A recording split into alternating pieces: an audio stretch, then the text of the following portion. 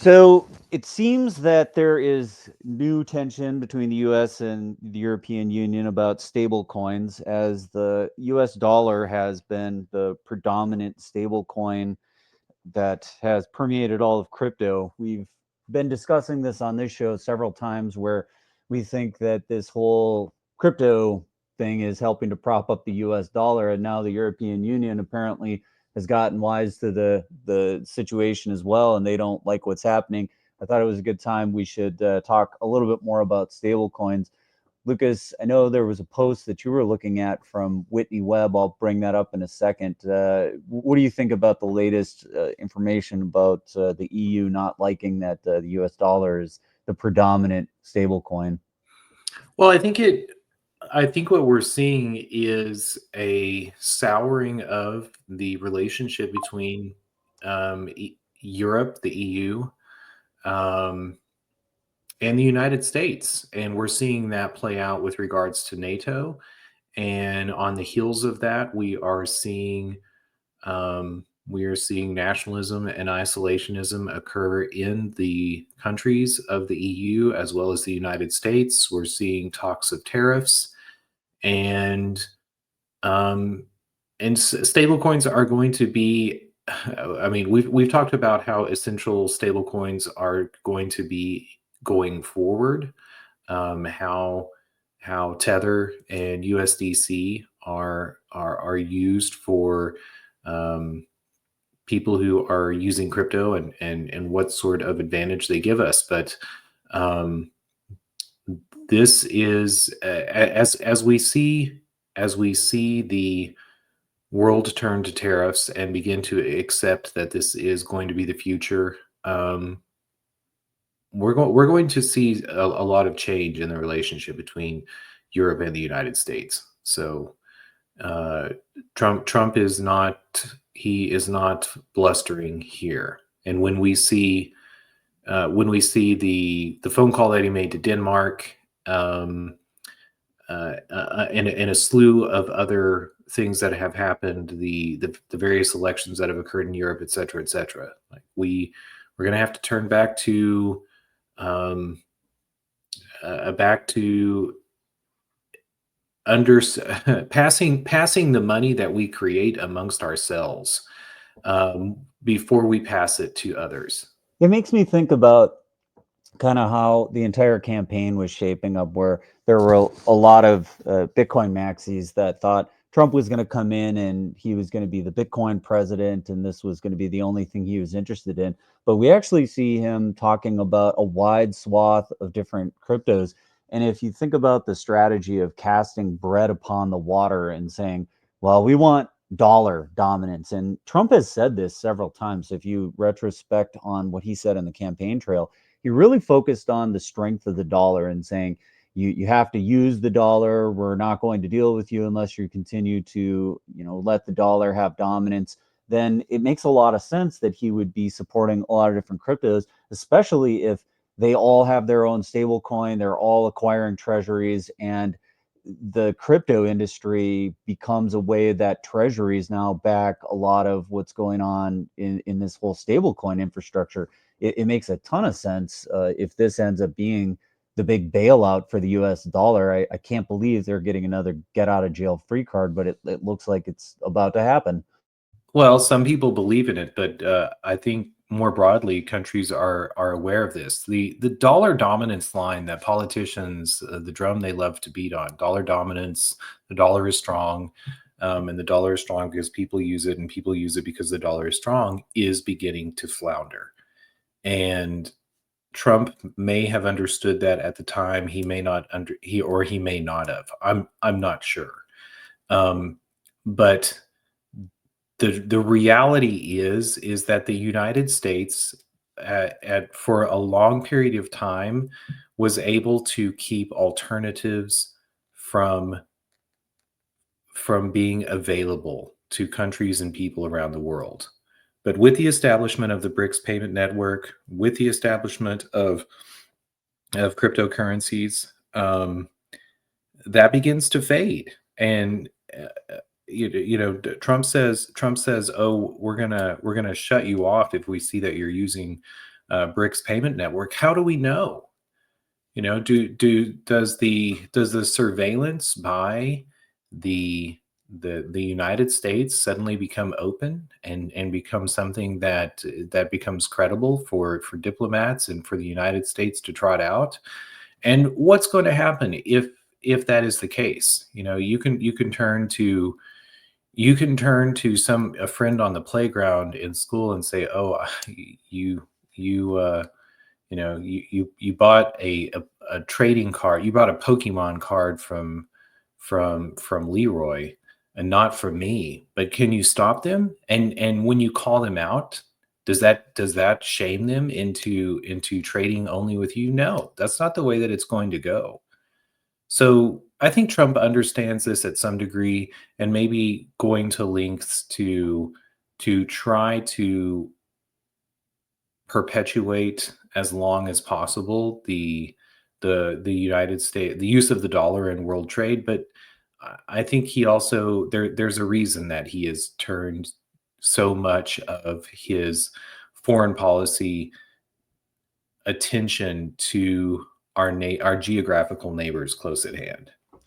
Well, within the crypto industry, it's pretty rare to find any other denominated stablecoin. So for the EU to say, we think that there ought to be more options in, something like EUR represented as a stablecoin, and if BRICS is going to come out and have a representation within the crypto world as their stablecoin and whatever, I mean, we'll have to see what happens. But there's no denying that the most widely used stablecoin in the crypto industry is USD. It's what, 97% of the market according to Cointelegraph. That's a pretty big lead to try to surmount. I mean, sure, it could turn quickly, but that's a pretty substantive lead. And here we've got this report from Paul Ryan from last year, where big thinkers in the GOP are considering that maybe this crypto thing is really the right path, and stable coins are a way to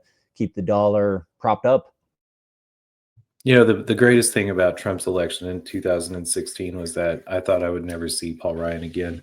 Um, you know, it's interesting to look at these stable coins. One, USD is, to me, the stability is the aspect of interest to them.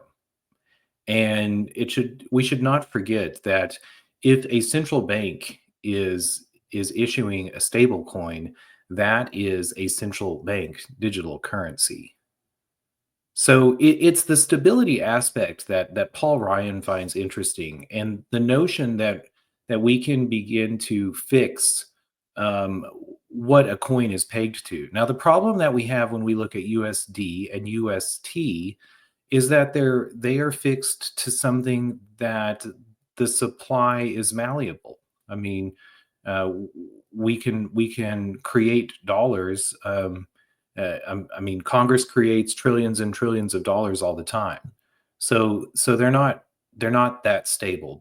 But the notion of pegging a stable coin to something that is fixed is what is attractive to them.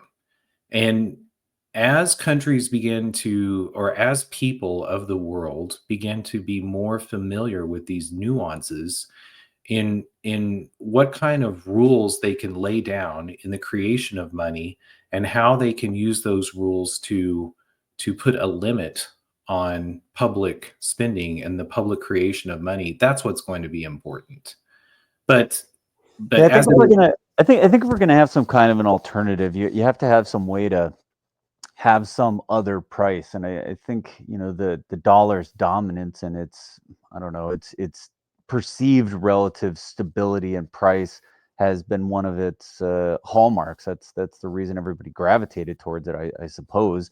I'm not really sure how you go about creating an alternative to that, but because you've got to have a price that's relatively stable. And the central bank activity of the US dollar was somewhat acting as a proxy for that.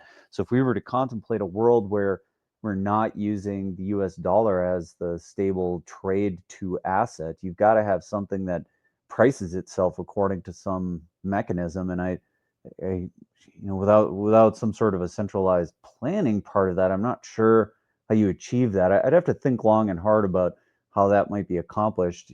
Even the guys over at Circuit DAO, which are trying to make the collateralized stablecoin, and as they look towards doing something interesting with those, dividend certificates that have been created by Permuto, you think about a world in which you could have real yield, you could have, some kind of real activity based on a collateralized coin, but what is the price supposed to be? What are you trying to make it stable to? It's a hard question to answer. Well, so I would disagree with the reason that the dollar became attractive and was actually adopted for international use. It wasn't because of its stability. People believed in the stability, but there was a great veil of ignorance across many eyes in the world. The reason that it was adopted was because of its liquidity, and it was because of its instability and the ability of the United States to create paper dollars and to pass them around. Starting with the Plan in the wake of World War II. I mean, we were never on any sort of standard in the international world currency of with the dollar as the denominator.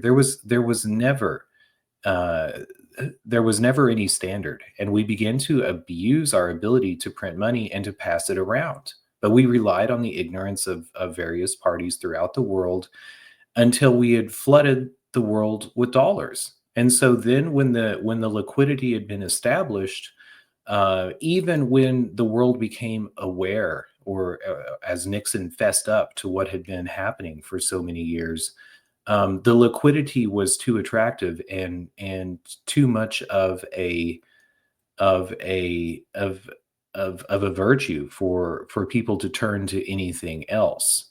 And so that is the reason that they've continued to accept and to use dollars and to try to adjust to understanding what the actual supply of dollars were. But that system is collapsing around us, and it was the United.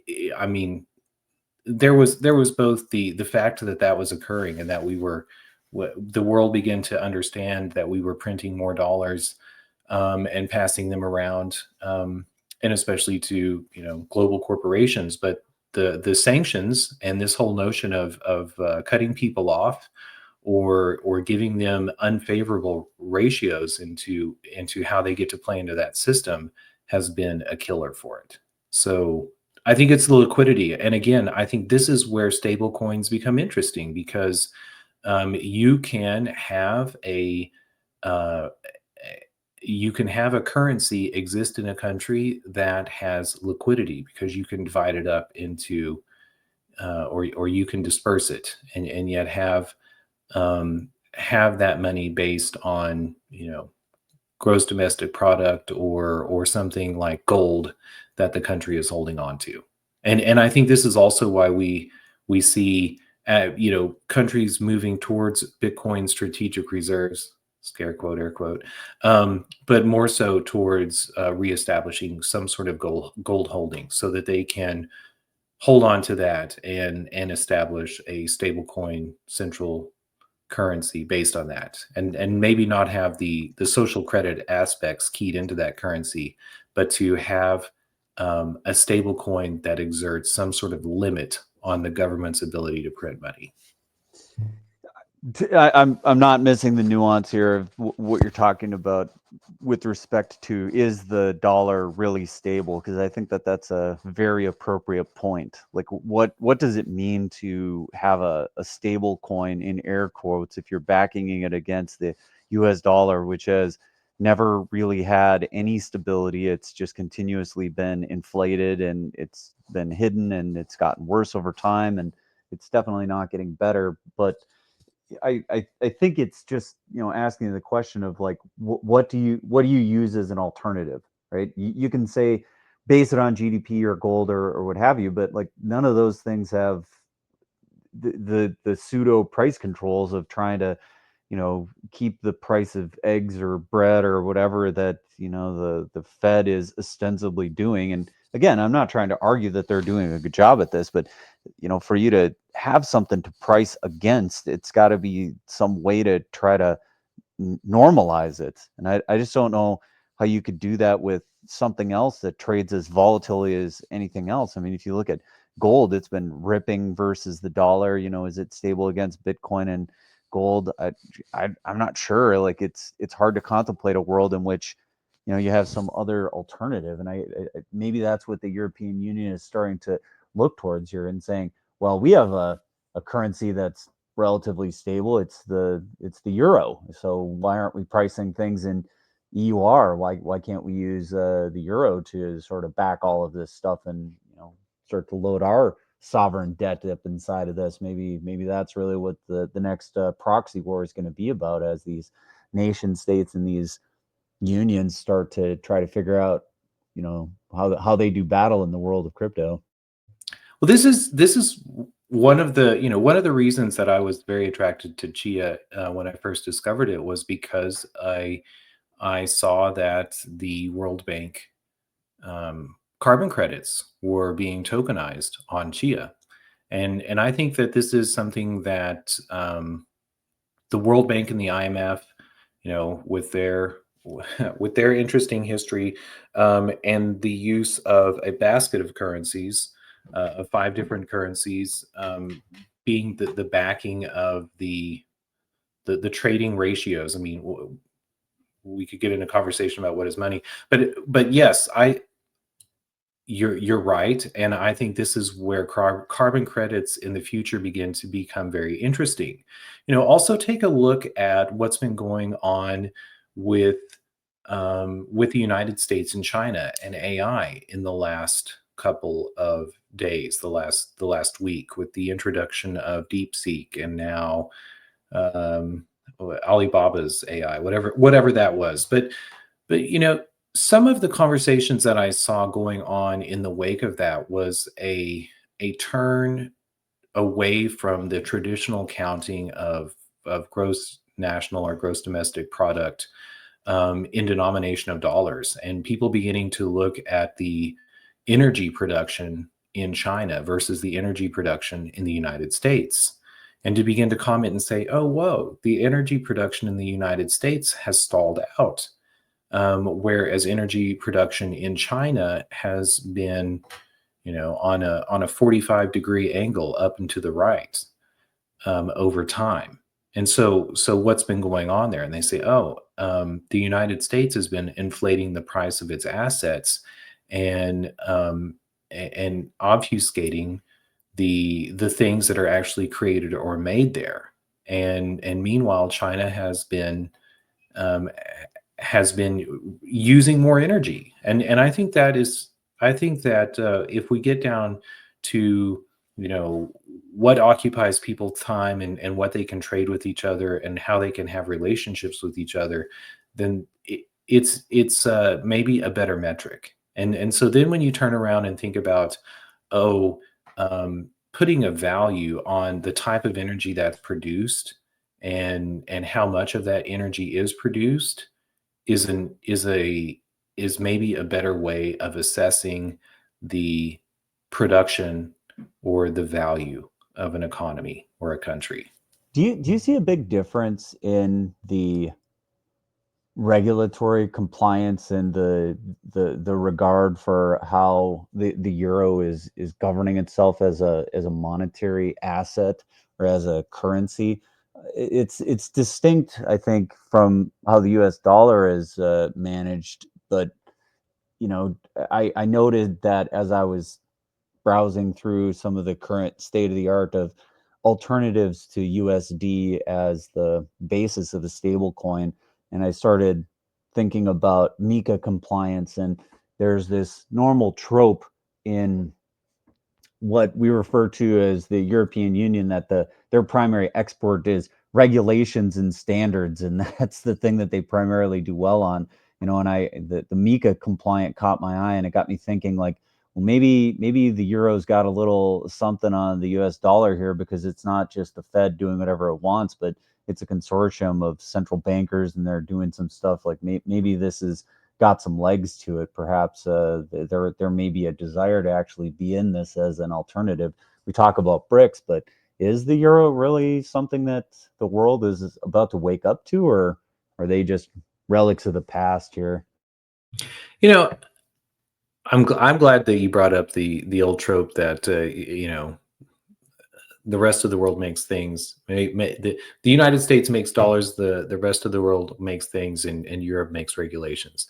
I think that the one we have to go back and think or understand that Europe has been dependent on the United States in the wake of World War II. And when we began to, when we moved the world over to a dollar denominated world currency, and we began to print money and distribute it and lie about the amount of money that was created, the countries that were first in line were Western Europe, and specifically Great Britain, going back to our special relationship with Britain.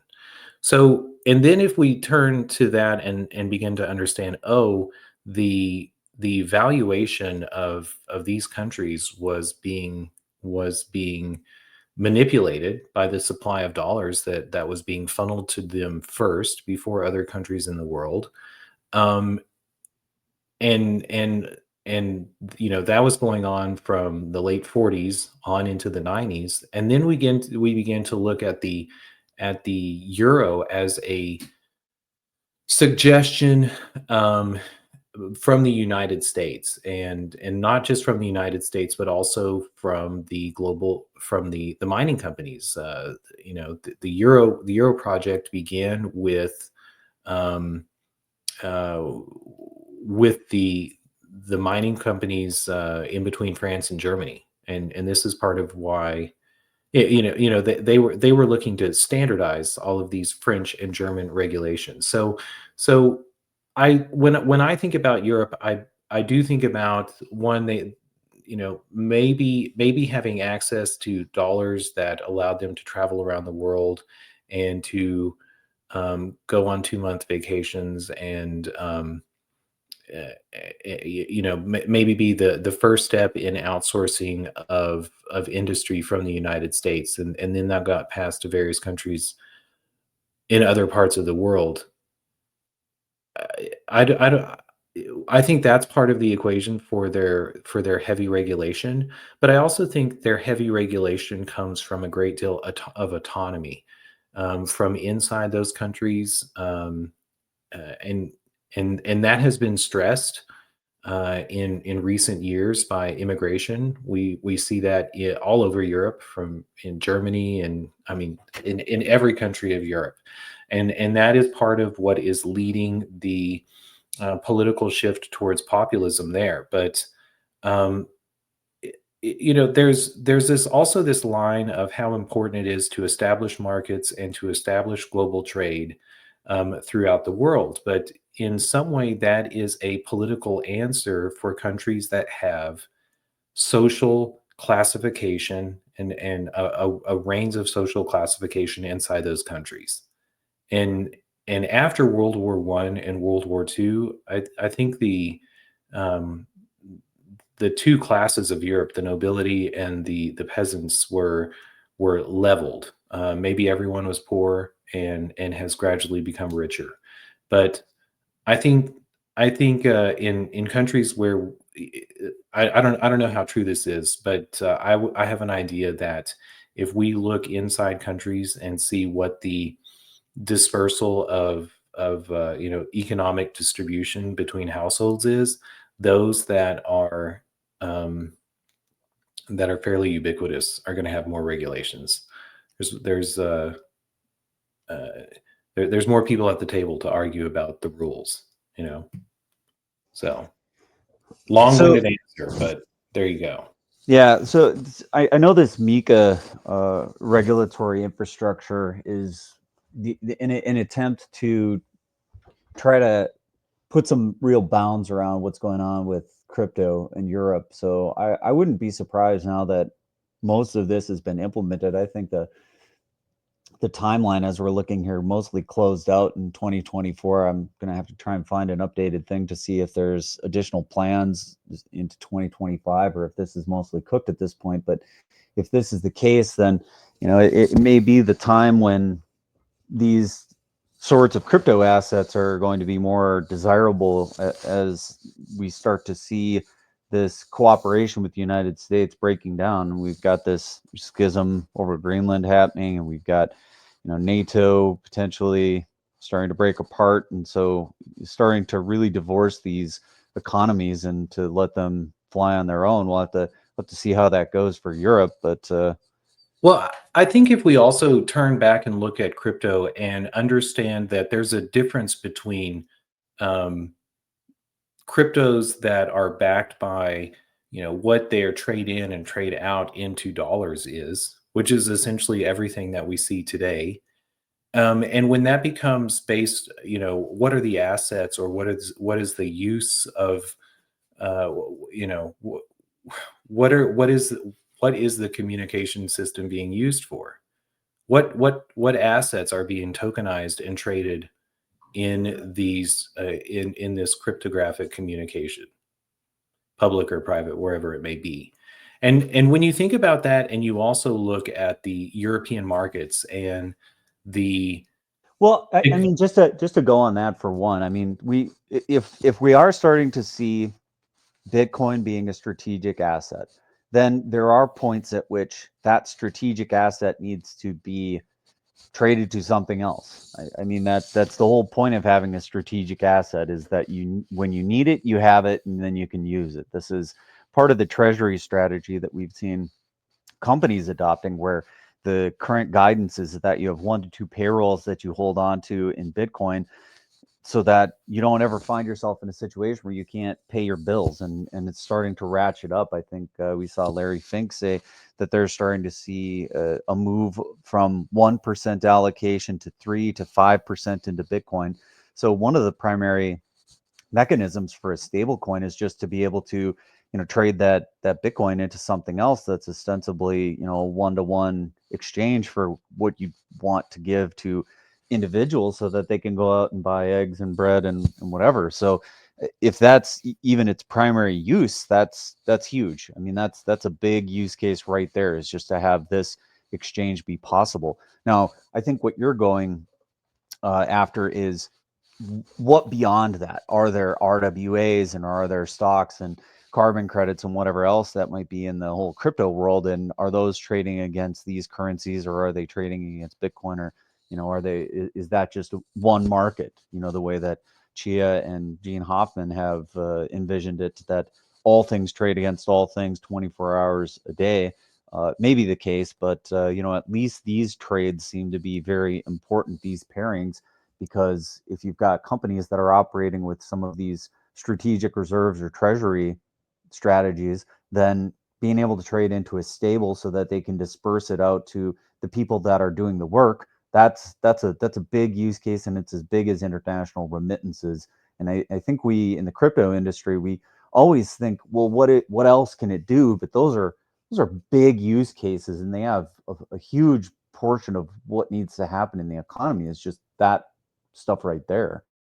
Well, they are big use cases right there. But whenever we come to the tokenization of real world assets, carbon in the world market, it's a start. Stonks, as CNI is talking about, and Permuto Capital with Microsoft, and beginning to make a trust and to begin to tokenize assets. We've talked about Exodus, some of the benefits. But think about think about the difference in the agricultural world of Europe versus the United States. I mean, there was a time whenever we had Idaho potatoes and maybe some sort of regional agricultural products, but look at Italy and look at Switzerland, look at Asti and Champagne and Bordeaux wines, and the branding that is also associated with agricultural regions in Europe, and then turn around and look at their regulations and how they have protected those identities, and then think about the reduced transaction costs that public blockchains and crypto can bring, as well as the authenticity of that asset and how they have preserved or not preserved, but protected the authenticity and the different regions. So I think that this markets in crypto assets, or just Europe's relationship with crypto is going to take a different tangent as they move away from uh, you know you know, imaginary liquid dollar, not imaginary, but the liquidity of the dollar, and turn towards better markets, more efficient, and uh, better provenance. Um, because when I think about Europe and the products that they make, I mean, turn to Germany and look at their cars, and they are in a they are in a moment of crisis right now. Well, and that moment of crisis is brought by the United States forcing their hand and turning them away from energy supplied by Russia. But that's all about to change. And when it does change, they will turn back to um, their identity, to their history, and their pride in their products. And um, perhaps their regulations will settle some disputes that we might see here in the United States about what's fair and what's not fair. I, Because I think we're going to see a revolt against a lot of the American tech stuff too. I think that as Europe starts to get increasingly frustrated with the big tech not really aligning with the regulatory burdens that they're putting on these companies, you're going to start to see these guys leave. And just as our positioning with China has fostered innovation within China. I mean, we talked about this with DeepSeek. I think what we're going to see is in the EU, as Facebook and potentially X exit the country, that's going to open for innovators within Europe to step in and do these kinds of things. I mean, they're not insurmountable activities. I mean, if you think about like what's possible in the world of technology, a committed team, a small team can accomplish quite a bit. We saw this with DeepSeek. As the US started to put export controls on GPUs, the Chinese started to think about how they could do more with less. And if the big tech won't comply with the European Union regulations, then you're going to see this stuff start to rise up. And I think it's happening with stable coins right now. And this is a trend that is likely to continue as the tensions between the U.S. and the rest of the world get harder. And I think that that's probably bad for the U.S. And these companies got to think hard about whether they're not going to comply with these regulations, because the EU is drawing a pretty hard line in the sand that you either do this or you're going to face pretty hefty fines. In what 2008, in the wake of the global financial collapse, and even leading into that with the sharing economy, Uber, etc., and also Netflix. Like I took a look at the United States and said there will be a time whenever we move away from prioritizing urbanization over all else, and we're going to see a flourishing of smaller U.S. cities, and I think that's held true. When I look at Flagstaff, Arizona, Bend, Oregon, Charlottesville, maybe not Charlottesville, Asheville, sorry, Asheville, North Carolina, other Chattanooga, Tennessee. Um, there has been a shift in what people prefer in the type and size of town, that a city that they live in. And they still like urban areas, but they don't necessarily need everybody in that basket. I think that's going to hold true too for the social networks that we see around the world. And there's a lot of talk in this populist movement that we're seeing across the world today about nationalism, but I think nationalism is dead. I'm very not dead, but it's dying. And it's moving towards meritocracy and the ability for people to move around the world and to be assessed in according to their social credit, which may cause alarm bells for people, but at some level we do want that. We just want it to be voluntary for people to be able to join groups. And so we're figuring that out politically, and how countries and groups of people talk to each other and allow movement around the world. And Europe is well positioned for this. They have the Schengen agreement in in the Eurozone. I don't think they're going to give that up. But they may begin to um, be more nuanced as to what companies and what their trading relations are between those countries, and you know maybe what the criteria are for moving in and out of some of those countries are. But I think they're going to be fine if they lose. If they lose the United States and NATO, I think that under or organizing the world in the language of defense and fear and suspicion is the way of NATO, and organizing the world in what do you have to bring to the table and how do you trade it is a much better way to do it. And and we'll call that regulation, call that cryptocurrency, call it what you will. It's the future. So I don't know if I have anything. We started on stable coins. I can't believe you showed me a picture of Paul Ryan. Um, Well, thanks for that. he wrote that report. I mean, it's definitely something that people within the GOP are thinking about. I agree. I just can't believe we had a picture of Paul Ryan on the screen. It's kind of funny. Maybe it is today is also Bobby Kennedy. Let's balance Paul Ryan with a little Bobby Kennedy. Bobby Kennedy is sitting for his confirmation hearing right now, so I'm very interested to see if he pulls through it, if he makes it. Maybe we can talk about that later on this week. But otherwise, that's all I have to say about stablecoins. Anything else that you wanted to add? No, I don't think so. Let's keep an eye on it. But I think that's as much as there is to say. We'll definitely keep watching for what we see in the world of stable coins, and as this eurozone tends to try to bolster their position and get the euro-backed stable coins going in more earnest. Let's see if they can crack that 97% dominance. But yeah, You know, we'll go ahead. before you close it out, there is one thing that I think about too that we have failed to mention. Tether is moving from Hong Kong to El Salvador. And Um, they got delisted from crypto.com, right? ooh, I did not know that. But Let me see I if I think can let me see if I can dredge that up quick. okay, as you look for it. But when they made that move, again, I thought about the United States talking a big talk about dollar dominance throughout the world, but also having a realization that maybe having the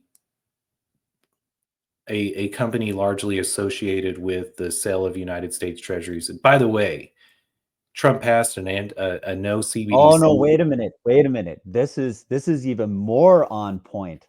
Look at I missed this part. I knew that it was being delisted, but I didn't know it was in Europe. This has got to be related to the Mika. Absolutely. Oh, yes, I did see this. I missed that part in Europe. Like I saw that it was getting delisted. I didn't know it was only there. So okay, yeah, the Mika stuff is coming to full force. Then this is directly responsible. So yeah, okay. Good Well, thing we mentioned this. yeah, and so we're seeing a physical response to that. This is why decentralization is so important, everybody. But we're seeing a physical response to that. Tether is being moved to El Salvador. El Salvador, the president Nayib Bukele was invited and spoke a great speech at CPAC last year. Has had several United States politicians there. Donald Trump is also, and many United States politicians have been.